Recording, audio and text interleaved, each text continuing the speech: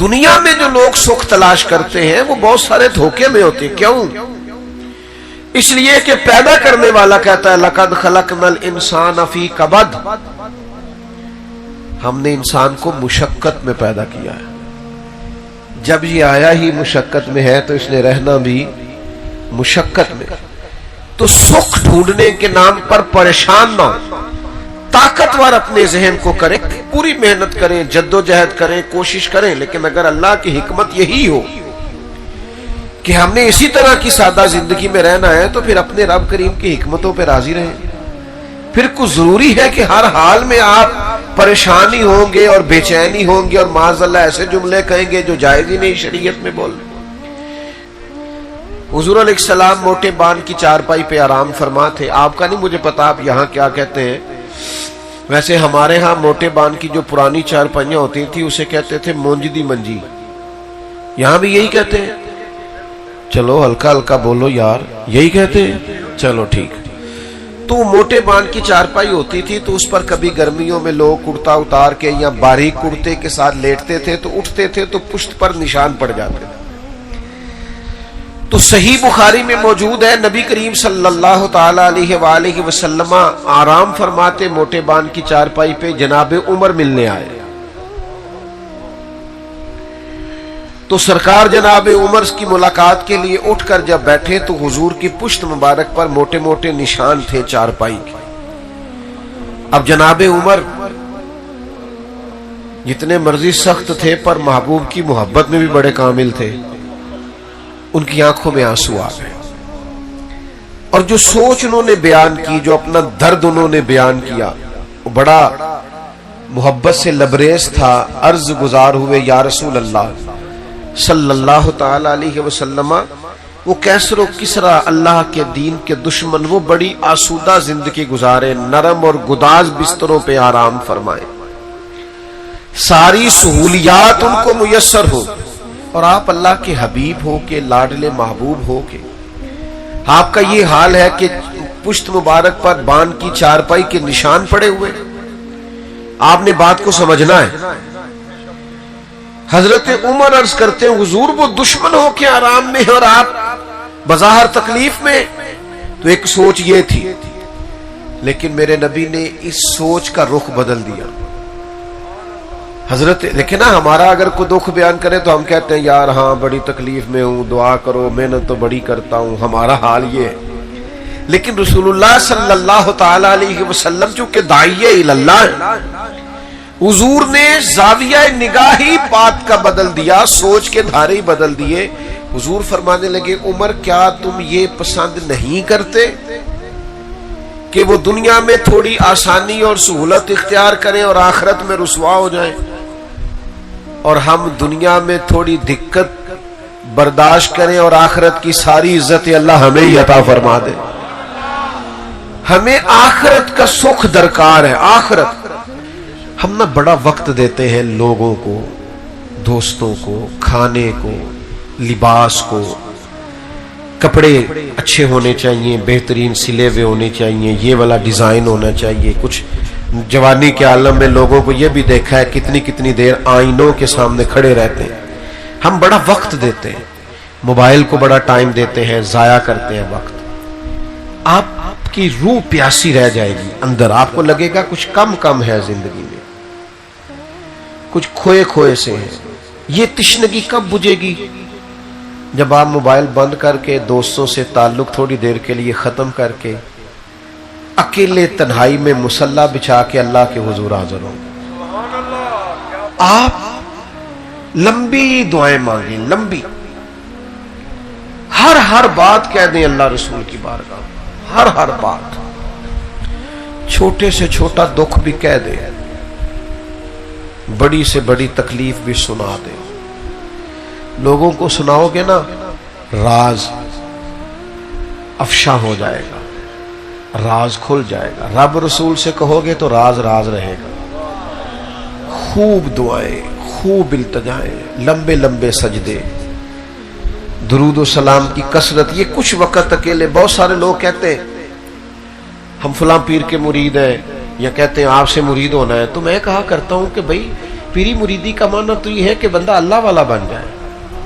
تو میری کوئی بات سن کے اگر آپ کی طبیعت اللہ رسول کی طرف مائل ہو گئی تو میرے لیے بڑی بات ہے. یہ آپ اس پر عمل کریں جو کہہ رہا ہوں. نظریاتی طور پر اس بات کو سمجھ لیں کہ اگر پیری مریدی کے بعد بھی ہمارے اندر کوئی تبدیلی نہیں آئی تو پھر ہم نے مطلب بیعت کا کیا معنی لیا ہوا ہے؟ ہم نے کوئی الیکشن لڑنا ہے کہ زیادہ مرید چاہیے؟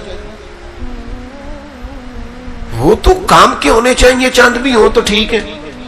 تو اپنا تعلق مصلی کے ساتھ مضبوط کریں، تسبیح کے ساتھ مضبوط کریں، اپنا تعلق عبادت کے ساتھ مضبوط کریں، دعا کے ساتھ مضبوط کریں، اپنی نمازوں کو کیف سے ادا کریں.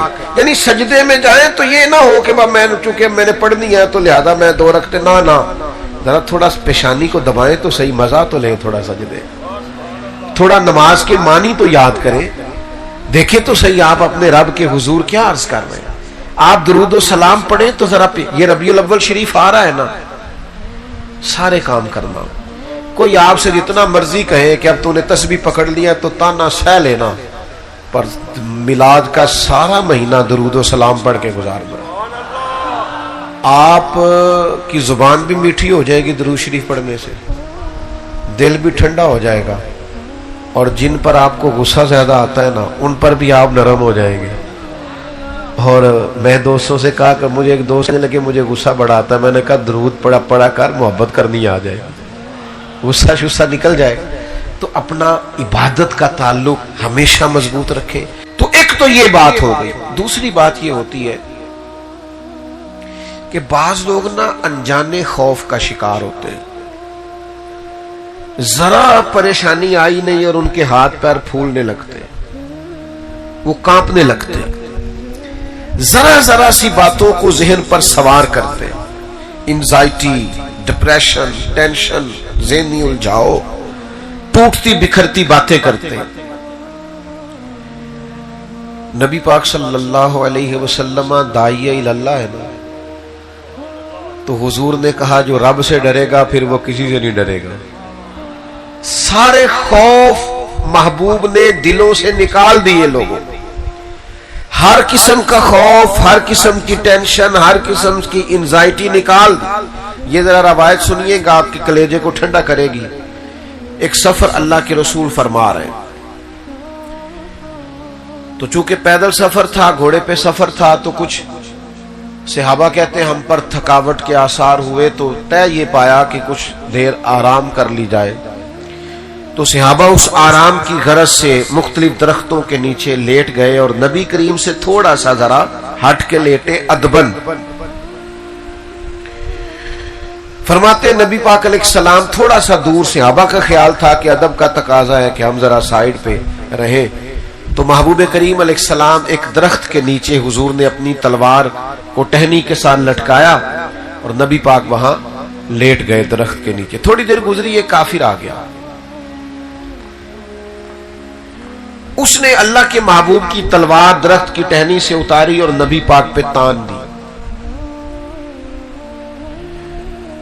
اور پھر وہ محبوب کریم علیہ السلام پر تلوار تان کر بڑے بظاہر، بڑی دبدبے سے، اس کا خیال تھا وہ کھڑا ہو گیا. قربان جائیں اللہ کے رسول نے آنکھیں کھولی اور حضور فرماتے ہیں میری آنکھیں سوتی ہیں، دل میرا ویسے بھی جاگتا ہی رہتا ہے. تو محبوب کریم نے مقدس آنکھوں کو کھولا تو اس کو تلوار لیے کھڑے دیکھا. اب اس نے بڑا اپنے حساب سے روبدار جملہ بولا، کہنے لگا ہے محمد صلی اللہ تعالی علیہ وسلم بتائیے اب آپ کو مجھ سے کون بچائے گا؟ یہ بڑا نازک مرحلہ ہوتا ہے.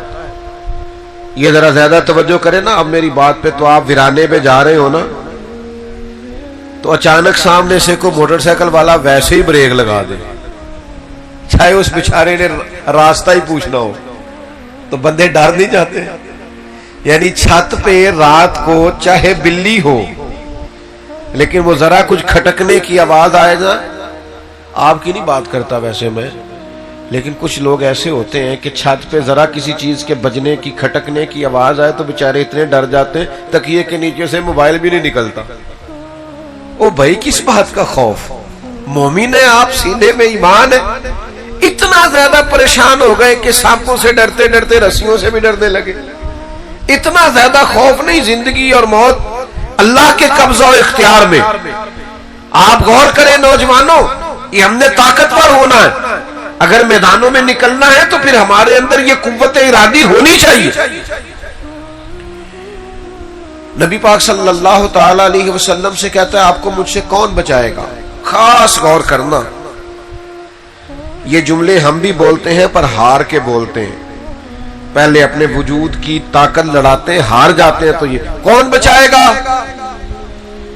तो कोई परेशानी नहीं, कोई तेजी नहीं, बड़े इत्मीनान से, बड़े वकार से देखने वाले कहा करते हैं अल्लाह अल्लाह। याद आता है खुदा देख के सूरत तेरी। नबी करीम बड़े वकार और इत्मीनान से, उसने कहा कौन बचाएगा, तो हुजूर फरमाने लगे क्या क्या कहते हैं कौन बचाएगा। फरमाया मुझे मेरा अल्लाह बचाएगा। असला सामने वाले के हाथ में, बाजार चीजें उसके कब्जे में, लेकिन हुजूर फरमाते हैं मुझे मेरा अल्लाह। करे आप अल्लाह का नाम लें, कौन बचाएगा, बोल के बताइए। आ जाए अगर कोई बडेरा जुल्म करने का इरादा रखता है तो याद रखे हमें हमारा अल्लाह बचाएगा। अगर कोई समझता है इख्तिदार, दौलत, कुव्वत, सियासी चीजें उसके हाथ में है तो याद रखना जीत उसकी होती है जिनके साथ खुदाई ताकतें होती है। ये समझ ले अच्छी तरह से, अल्लाह बचाएगा। क्या ताकत है इस जुमले में, क्या कुव्वत है, क्या इसके अंदर इत्मीनान कल्बी है, कितना कुछ सुकून है। अगर ईमान से ये जुमला कहा जाए मुझे मेरा अल्लाह बचाएगा, ये महबूब की जुबान से निकला तो काफिर ने कांपना शुरू किया। उसके हाथों से तलवार गिर गई, फिर मेरे महबूब ने उठा ली। फिर करीम मुस्कुराए और फरमाया देख लेना फिर मुझे मेरे अल्लाह ने बचा लिया ना। अब तू बता भला तुझे कौन बचाएगा। तो कुर्बान जाऊं ऐ मेरे मदीने के महबूब, आपकी शान पे कुर्बान जाऊं। काफिरों के सामने भी क्या तारुफ है, मारने आए हैं, तलवारें लेके आए। हुजूर ने फरमाया तुझे कौन बचाएगा, तो बोल पड़ा। कहने लगा मैंने सुना है आप माफ बड़ा करते हैं। वो असीर दुश्मन की चाह में भी, मुखालिफों की निगाह में भी, मुखालिफों की निगाह में भी, मुखालिफों की निगाह में भी वो अमी है, सादिक है, मोतबर है, मेरा पैगंबर अजीम तर है। सुना है आप माफ बड़ा करते हैं। तो हुजूर फरमाने लगे अगर तूने सुना है तो जा, मैंने माफ किया, खत्म हो गई बात, जा मैंने माफ। तो कितना भी खौफ तारी हो जाए, कितनी भी आजमाइश आ जाए, कितना भी आप समझे ज़हनी तनाव हो गया है, कितने भी दुश्मन चढ़ आए, तो याद रखिएगा हमें हमारा अल्लाह बचा। कमजोर नहीं होना, मायूस नहीं होना, परेशान नहीं होना, उलझ नहीं जाना, डर नहीं जाना। हमारे कालम निगार है तो उन्होंने एक दफा कालम लिखा, कहने लगे जी एक गांव का चौधरी इंतकाल कर गया। एक बच्चा अपनी दादी से पूछने लगा अब कौन चौधरी बनेगा, तो उसने कहा उसका बेटा। तो कहा अगर वो भी मर गया, तो कहा उसका बेटा। कहा अगर वो भी मर गया, कहा उसका बेटा। तो दादी कहने लगी पुत्र सारा पिंड भी मर जाए तू चौधरी नहीं बन लगा। उन्होंने ये कालम लिखा, वो छप गया, फिर हवाले दिए कि कुछ 4-5 सियासी खानदानों का कब्जा है तो गरीब कभी भी आगे नहीं आ सकते। तो मैंने, मेरा उनसे कोई थोड़ा ताल्लुक था, राब्ता था, मैंने उनको फोन किया। मैंने कहा आप लोगों को मायूस कर रहे हैं, किसने आपको कहा है गरीब का बच्चा चौधरी नहीं बन सकता, किसने कहा आपको? आप क्यों गरीबों के बच्चों में मायूसी फैलाते? आओ मेरे साथ में तुम्हें दिखाऊं गरीबों के बच्चे चौधरी बने हुए हैं। आप उठ बांध कमर क्यों डरता है, फिर देख खुदा क्या करता है। आप लोगों में गरीबों के बच्चों को मायूस कर रहे हैं। आ मैं तुम्हें दिखाऊं, चौधरी के बच्चे ने तालीम हासिल नहीं की और वो दफ्तर के बाहर गनमैन लगा हुआ है, और गरीब के बच्चे ने पढ़ा है तो वो उसी दफ्तर के अंदर बहुत बड़ा ऑफिसर बना हुआ है। आप बच्चों से कहे पढ़ो, आगे निकल जाओगे, तालीम हासिल करो, विकार कायम करो, बनोगे चौधरी, क्यों नहीं बन सकते? निकलोगे आगे, क्यों नहीं निकल सकते? مایوسی نہیں، گھبراہٹ نہیں، پریشانی نہیں، آزمائش نہیں، بس مسلسل محنت، مسلسل جدوجہد، مسلسل کاوش۔ پیارے بھائی کیمرے والے اگر آپ بیٹھ جائیں تو آپ کا بہت شکریہ، اللہ سلام۔ ہم کیمروں میں تو آپ سے پہلے بھی ملاقاتیں رہتی ہیں، میں تے سنگیاں نو ملنا آیا ڈائریکٹ، تو یہاں کئی ایسے بھی بیٹھے ہیں جن سے میں پرسنل بھی ملنا چاہتا ہوں، پر اب ہجوم میں سب سے ملا تو نہیں جا سکتا، تو چلو آمنے سامنے تو بیٹھ گئے ہیں نا، مچ بال عشق دا سیکاں گے تے ایک دوجے نو ویکھاں گے، چلے یہ تو ہو سکتا ہے نا۔ تو آپ تھوڑی توجہ کریں بات پر اور غور کریں کیا کہہ رہا ہوں۔ اس طرح کے کئی خوف۔ اچھا جی، غربت کی بات بھی سمجھ میں آ گئی، کوئی تلوار لے کے آ جائے طاقتور ہو تو وہ بھی آپ کی سمجھ میں۔ ایک بیماریوں کا بھی خوف ہوتا ہے، ڈر ہوتا ہے فلانا بیمار ہو گیا پتہ نہیں کیا بنے گا، اور وہاں بھی حکیم بھی ڈراتے ہیں اور ڈاکٹر بھی، آپ کو پتا ہے جتنے پیسے اچھے ہوں اتنا ڈاکٹر اچھا مل جاتا ہے، اور غریب کے لیے آزمائش ہوتی ہے، سرکاری ہسپتالوں میں ایک ایک بیڈ پہ دو دو لوگ لیٹے۔ بیماری سے بھی بعض لوگ گھبراہٹ کا شکار ہوتے ہیں، تناؤ کا شکار ہوتے ہیں۔ بیماری بڑی پیاری ہوتی ہے، بندے کے گناہ لے جاتی ہے، بیمار آدمی اللہ کے قریب ہو جاتا ہے، نفسانی قوتیں ختم ہو جاتی ہیں، اس کی ساری قوتیں روحانی ہوتی ہیں۔ فرعون نمرود بیمار نہیں ہوتے تھے کیونکہ ان کو ڈھیل دی گئی تھی۔ حضرت مولا علی شیر خدا رضی اللہ تعالیٰ عنہ فرماتے ہیں جو بیمار ہوتا ہے نا، اسے تھوڑا بہت بیمار کر کے دنیا میں اللہ پاک کر دیتا ہے، آخرت میں سزا نہیں دے گا۔ پریشان نہ ہو، الجھے نہیں، ڈسٹرب نہ ہو، مینٹلی طور پر اپنے آپ کو مطمئن رکھیں، پروقار رکھیں، کلیجے کو ٹھنڈا رکھیں، روح کو تازہ رکھیں۔ بیماری آ جائے نا تو پھر محبوب کی طرف سے کبھی کوئی کڑوی چیز بھی مل جائے تو قبول کرنی چاہیے نا۔ جب بھی آپ بیمار ہونا تو اپنی تندرستی کے سال یاد کریں کہ بھلا میں کتنے سال تندرست رہا ہوں۔ تو بھئی تھوڑی بہت بیماری آ گئی تو ڈسٹرب ہو جانا، پریشان ہو جانا، الجھ جانا، خوف کھانا، پتہ نہیں اب کیا بنے گا، پتہ نہیں بچوں گا کہ نہیں بچوں گا، یہ درست بھئی جس رب نے محبوب نے کرم نوازیاں کی تھی اس نے تھوڑی سی تکلیف بھی دے دی تو قبول کرنی چاہیے نا، قبول کرنی چاہیے نا۔ محمود غزنوی نا کنو کھا رہے تھے مالٹا،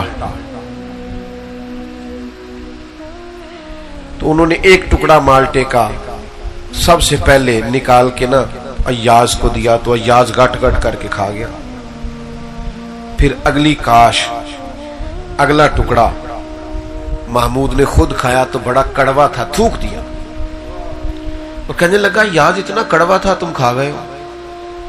کہنے لگا بادشاہ تیرے ہاتھوں سے ہمیشہ میٹھے ملے، اب ایک کڑوا آیا تھا میں تھوک دیتا تو آئینے وفاداری تو نہیں تھا۔ او دکھ قبول محمد بخشا، دکھ یہ قبول کا پتہ ہے نا کیا ہوتا ہے؟ دکھ، اور یار دیکھو نا میری طرف دیکھو، دکھ قبول محمد بخشا، بس راضی رہن پیارے، تے جے سونا میرے دکھ وچ راضی، میں سکھ نو چلے ڈاواں۔ تو کبھی تکلیف آ جاتی ہے، آزمائش آ جاتی ہے، نبی کریم داعیے اللہ رسول کائنات صلی اللہ تعالی علیہ وسلم نے ہمیں فکری طور پر مضبوط رہنے کا کہا ہے۔ آپ یہاں سے تندرست رہیں۔ آپ کو پتہ ہے کسی بھی ڈاکٹر کے پاس آپ جائیں تو وہ آپ سے کہتا ہے کوئی ٹینشن تو نہیں لے رہے، کیونکہ آپ یہاں سے ٹھیک ہوں گے تو بیماری چلی جائے گی۔ کچھ لوگ ذہنی طور پر دیکھیں نا، ڈاکٹر نے کہا ہے کہ آپ کی رپورٹیں ٹھیک نہیں ہیں تو کچھ لوگ سن کے ہی ختم ہو جاتے ہیں، اور کچھ کہتے ہیں ڈاکٹر صاحب آپ جو بھی کہہ رہے ہیں اپنے علم کے مطابق کہہ رہے ہیں نا، ہوگا تو وہ جو میرا رب چاہے گا۔ تو کمزور نہ پڑے، آپ ذہنی طور پر توانا رہیں، اور اپنے بزرگوں کو بھی جو بیمار ہو کمزور ہو ان کو بھی کہیں کہ اللہ پہ بھروسہ رکھیں، مضبوط رہیں، دوائی کا استعمال ضرور کریں لیکن کمزور نہیں پڑنا، ضعف اعتقادی کا مظاہرہ نہیں کرنا۔ یہ باباؤں کی باتیں اللہ ماشاءاللہ ان پڑھوں کی، تینوں کسی تویز کراتے نے، فلاں نے نظر لگا دی ہے، اتنی بازوں کا تکلیف ہوتی ہے۔ رب کا بندہ ہو کے گیا ہے اور لوگ کہہ رہے ہوتے ہیں فلانا ہو کے گیا ہے تو میرا کام خراب ہو۔ خدا کے بندوں، آپ اس طرح اللہ کے بندوں کی نفرت پیدا کریں گے اپنے دل میں؟ یہ انداز تو دل کو کالا کرنے والا ہے. اس سے تو آپ کی شخصیت میں وہ حسن نہیں رہے گا جو ایک مومن کی شان ہے. ذرا حدیث پاک سنیے، بخاری میں موجود ہے. ایک خاتون نبی کریم علیہ السلام کی عالی مرتبت بارگاہ میں حاضر ہوئی. عرض کیا، یا رسول اللہ صلی اللہ تعالی علیہ وسلم، مجھے مرگی کا مرض ہے. حضور میں بڑی تکلیف میں ہوں. جب یہ پریشانی ہوتی ہے، آزمائش ہوتی ہے، تو میں بڑی یہ تکلیف محسوس کرتی ہوں، میرے لیے دعا کر دیں. اور میرے نبی کی بارگاہ جو ہے نا، وہ کان شفا ہے، وہاں سے ساری شفائیں نکلتی. حضور تو کسی کی ٹوٹی ہوئی پنڈلی پر لعاب دہن لگائیں تو اللہ شفا عطا کر دیتا. حضرت مولا علی شیر خدا رضی اللہ تعالیٰ عنہ کی آنکھوں پر لعاب دہن لگائیں تو اللہ تعالیٰ شفا عطا کر دیتا. اللہ تعالیٰ نے محبوب کریم علیہ السلام کے پورے وجود کو شفا بنایا. حضور گزر جائے تو شفا ہو جاتی. ان کی مہک نے دل کے غنچے کھلا دیے. وہ جس راہ چل دیے ہیں کوچے بسا دیے. تو خاتون نے عرض کی، یا رسول اللہ میں بیمار ہوں، دعا کریں. آپ نے مزاج کو سمجھنا ہے. میں نے کہا کہ حضور داعیہ اللہ ہے، تو ذہن سازی کرتے ہیں، بندوں کو اللہ سے جوڑتے ہیں. ان کے اندر جو فکری کمزوری پیدا ہو رہی ہے یا ذہنی تناؤ پیدا ہو رہا ہے یا کوئی ضعف اعتقادی آ رہی، اس کو کریم نکال دیتے. یا رسول اللہ صلی اللہ علیہ وسلم میں بیمار ہوں. تو حضور تو سب کے لیے دعا کرتے، شفا ہو جاتی. اس خاتون سے کریم نے پتہ کیا فرمایا؟ فرمایا ایک بات نہ کروں آپ سے؟ عرض کی، یا رسول اللہ کیجئے. تو حضور فرمانے لگے، اگر آپ کہیں تو میں دعا کرتا ہوں، اللہ شفا دے گا. اور اگر آپ کریں صبر.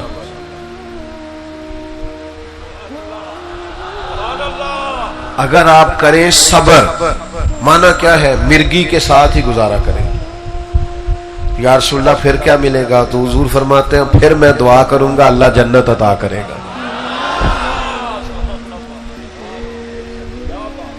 مطلب ہمیں کوئی بندہ پوچھے نا، کوئی بزرگ کہہ دیں گھٹنے میں درد ہو رہی ہے کہ شفا کے جنت، ایسی کہنا ہے گھوڑے دا کچھ کرو نا. ہمارا فلسفہ کچھ اسی طرح کا ہی ہے. ہم معاذ اللہ آخرت کو ادھار سمجھتے. نبی پاک صلی اللہ تعالی علیہ وسلم نے فرمایا اگر تو کہے تو دعا کرتا ہوں اللہ شفا دے گا، اور اگر کرے صبر پھر جنت کی دعا. تو یہ ہے عقیدہ، یہ ہے نظریہ، یہ ہے آخرت پر یقین، یہ ہے جنت کی نعمتوں کا شوق، یہ ہے نبی پاک علیہ السلام کے وعدوں پر کامل یقین. خاتون ہے، حالانکہ عورتوں میں اللہ ماشاءاللہ حوصلہ بھی کم ہوتا ہے. فرمایا شفا کے جنت، تو بخاری میں موجود ہے. عرض کرنے لگے، یا رسول اللہ آپ دعا کریں اللہ جنت ہی عطا کرے. بہت بڑی بات اس خاتون نے کی. اگر آپ سمجھیں، وہ زبان حال سے کہہ رہی ہے میں مرگی کے ساتھ عمر گزار دوں گی ساری. مرگی کے ساتھ تھوڑی سی تو عمر ہے، گزر جائے گی، لیکن جنت چاہیے. جنت یہ کن لوگوں کی بات ہے؟ جو عقیدوں کے پکے ہیں، آخرت پر یقین کامل ہے، جنہیں نظریاتی طور پر توانائی حاصل ہے. نہ ڈگمگاتی باتیں کیا کرے، نہ کچی پکی باتیں کیا کرے، نہ ذرا سی پریشانی آئے تو ہر وقت رونا دھونا شروع کر دیا کرے. اپنے آپ کو مضبوط کرے، طاقتور کرے. مومن ہے. ہمارے پاس سب سے قیمتی خزانہ سینے میں ایمان ہے. ہمیں اتنی جلدی گھبرانا نہیں چاہیے، اتنی جلدی الجھنا نہیں چاہیے، اتنی جلدی ذہنی تناؤ کا شکار نہیں ہونا چاہیے. اللہ کے رسول نے دعا کر دی جنت کی. تو وہ خاتون عرض کرنے لگی، یا رسول اللہ صلی اللہ علیہ وسلم جب مجھے مرگی ہوتی ہے نا تو میرے جسم سے کپڑا ہٹ جاتا ہے. میں عورت ہوں تو مجھے حیا آتی ہے، دعا کر دے میرے جسم پہ کپڑا قائم رہے. اللہ کے رسول نے دعا کر دی. اس کا ستر مالک قائم رکھنا. صحابہ فرماتے ہیں جتنی بھی مرگی ہوتی تھی کپڑے جسم سے جڑے رہتے. دیر تک وہ بوڑھی اماں حیات رہی. جب کوئی باہر سے آتا تھا تو لوگ پوچھتے تھے جنتی عورت کو دیکھنا. خواتین کہتی دیکھنا ہے تو کہتے اس بوڑھی کو دیکھو اسے محبوب نے دنیا میں جنت کی بشارت عطا فرمائی. کیوں کمزور پڑتے ہیں بھائی؟ کیوں؟ ایک اور بات بھی کرنی ہے آپ سے. تھک تو نہیں گئے آپ لوگ؟ شہرت پانے کا، دولت پانے کا، اقتدار میں جانے کا، آگے نکلنے کا کوئی چور رستہ نہیں اختیار کرنا.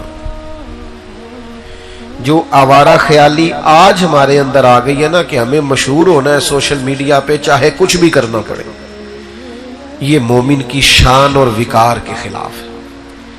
آپ وزاداری کو کبھی ٹھیس نہیں پہنچنی چاہیے. آپ مومن ہیں، آپ ایمان مضبوط رکھیں. اگر آپ کے نصیب میں کوئی شہرت ہے، کوئی اقتدار، میرے جیسے لوگ جو بیکار ہیں، اگر رب تعالیٰ چار لوگوں میں ان کا نام کرنا چاہتا ہے تو پتہ ہی نہیں ہوتا، ہو جاتا ہے، خبر ہی نہیں ہوتی. میرے عزیز یاد رکھیے گا، کوئی غلط راہ اختیار نہ کرے، چور رستہ اختیار نہ کرے، شہرت کی، دولت کی، اقتدار کی بھیک نہ مانگے. آپ اپنے کردار سے ہٹ کر کبھی کوئی بات نہ کریں. آپ زندگی کے اندر کبھی کوئی ایسا کام نہ کریں جس سے محسوس ہو کہ یہ آپ کی وزاداری کے خلاف. آپ کو شان سے جینا ہے، عزت سے رہنا. آپ مومن ہیں، رسول کریم کے غلام ہیں. آپ کی شان یہ ہے کہ کنتم خیر امت اخرجت للناس، سب امتوں سے زیادہ آپ کا درجہ ہے. آپ کی وزاداری ہمیشہ مضبوط ہونی چاہیے. آپ کی شان یہ ہے کہ حضور بیت اللہ شریف کے سامنے کھڑے تھے، خانہ کعبہ کے سامنے محبوب کھڑے تھے، اور حضور نے فرمایا بیت اللہ تیری بڑی شان ہے، پر میرے مومن کی شان اللہ کی نظر میں کعبے سے بھی زیادہ ہے. اپنے آپ کو پہچان تو صحیح، اپنے اوپر غور تو کر. تھوڑے سے پیسے ہی نہیں ہے تو کمزور ہو گیا، ذرا مشہور ہی نہیں ہے تو کمزور ہو گیا. داعیہ اللہ ہے محبوب. آپ اپنی شان کو، عزت کو، مقام کو، بلندی کو، رفت کو جانیے. اپنے کردار سے یہ ثابت کیجئے کہ آپ وزادار ہیں. رب اغفر وارحم وانت خیر الراحمین وصلی اللہ تعالی علی حبیبہ سیدنا محمد.